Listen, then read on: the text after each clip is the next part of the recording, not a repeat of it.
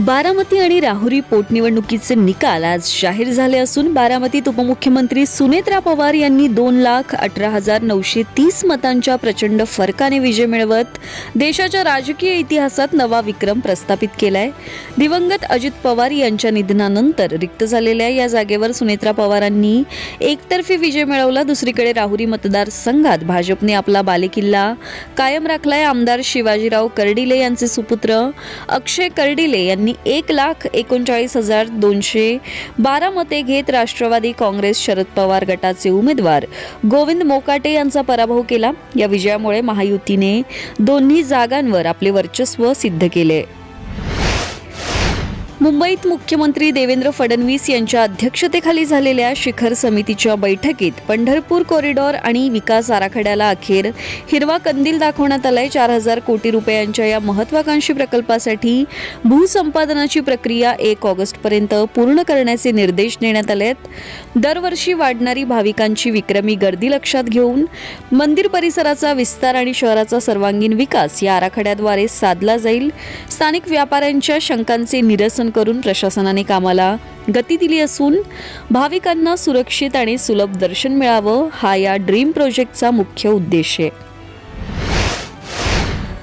देशात जनगणना 2027 ची प्रक्रिया सुरू झाली असून नागरिकांनी सोशल मीडियावर फिरणाऱ्या बनावट लिंक्स आणि अर्जांपासून सावध राहावं असं आवाहन राज्य सरकारने केलंय. यंदाची जनगणना पूर्णतः डिजिटल असून माहिती भरण्यासाठी अधिकृत संकेतस्थळाचाच वापर करावा. नागरिक 15 मे पर्यंत स्वतःची माहिती ऑनलाईन नोंदवू शकतात, ज्यानंतर 16 मे ते 14 जून दरम्यान प्रगणक घरोघरी भेटी देतील.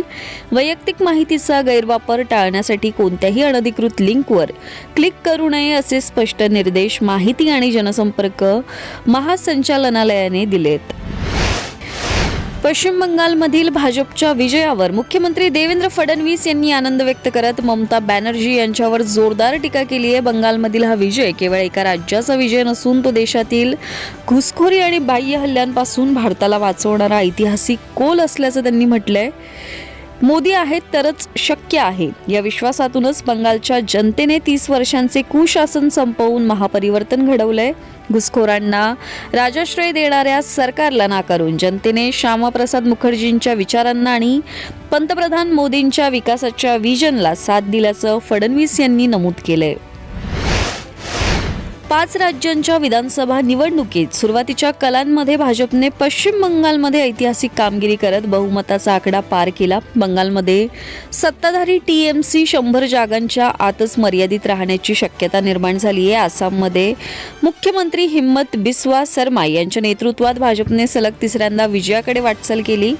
तामिळनाडूत सुपरस्टार विजयच्या टीव्हीके पक्षाने पहिल्याच निवडणुकीत 100 जागांचा टप्पा ओलांडून सर्वांना चकित केलं असून सत्ताधारी डीएमके 3ऱ्या स्थानावर फेकला गेलाय. केरळमध्ये काँग्रेस प्रणित UDFने स्पष्ट बहुमत मिळवलं असून पुदुचेरीतही भाजप युती आघाडीवर आहेत. केरळ विधानसभा निवडणुकीत काँग्रेस प्रणित UDFने मुसंडी मारल्यानंतर आता राज्याला पहिली महिला मुख्यमंत्री मिळणार का याकडे संपूर्ण देशाचं लक्ष लागलंय. तब्बल 40 वर्षांपूर्वी 1987 मध्ये KR गौरी अम्मा यांच्या रूपाने केरळला महिला मुख्यमंत्री मिळण्याची संधी होती, मात्र ऐनवेळी ती हुकली. ही ऐतिहासिक चूक सुधारण्याची नामी संधी आता UDFकडे चालून आली आहे. राहुल गांधी यांनीही बॉईज क्लब राजकारण संपवण्याचे संकेत दिले असल्याने प्रस्थापित पुरुष नेत्यांऐवजी एखाद्या महिला चेहऱ्याला संधी देऊन काँग्रेस नवा इतिहास रचण्याची शक्यता नाकारता येत नाहीये.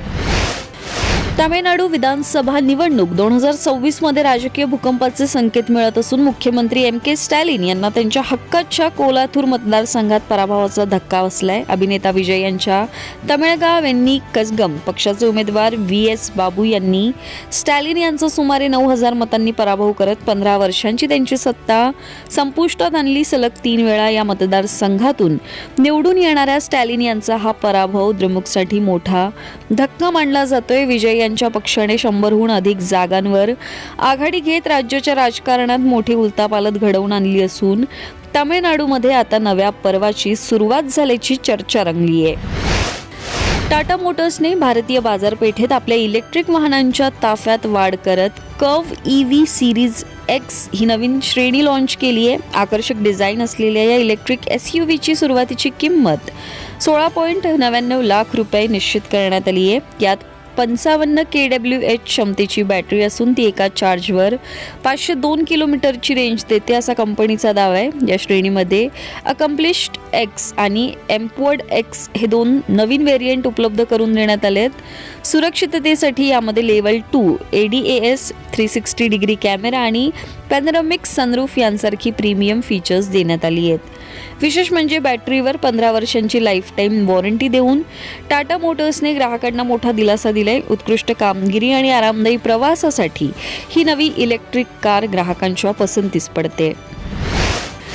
बॉलिवूड अभिनेत्री आणि भाजप खासदार कंगना रनौतने काँग्रेस नेते राहुल गांधी यांच्याशी लग्न करण्याच्या अफवांना सोशल मीडियावर जोरदार प्रत्युत्तर दिलंय. एका मीम पेजने कंगनाचा खोटा संदर्भ देत राहुल गांधी भाजपमध्ये आल्यास मी त्यांच्याशी लग्न करेन अशी पोस्ट शेअर केली होती. यावर संताप व्यक्त करत कंगनाने हे अत्यंत खालच्या दर्जाचं कृत्य असल्याचं म्हटलंय. राजकारणातही महिलांच्या प्रतिष्ठेचा विचार केला जात नसल्याची खंत तिने व्यक्त केली आहे. सध्या कंगना खासदारकीची जबाबदारी सांभाळत आपल्या क्वीन 2 चित्रपटाच्या शूटिंगमध्ये व्यस्त आहे. IPL 2026च्या हंगामादरम्यान खेळाडूंच्या गर्लफ्रेंड कल्चरवरून भारतीय क्रिकेट नियामक मंडळ अत्यंत नाराज असून कठोर पावले उचलण्याच्या तयारीत आहे.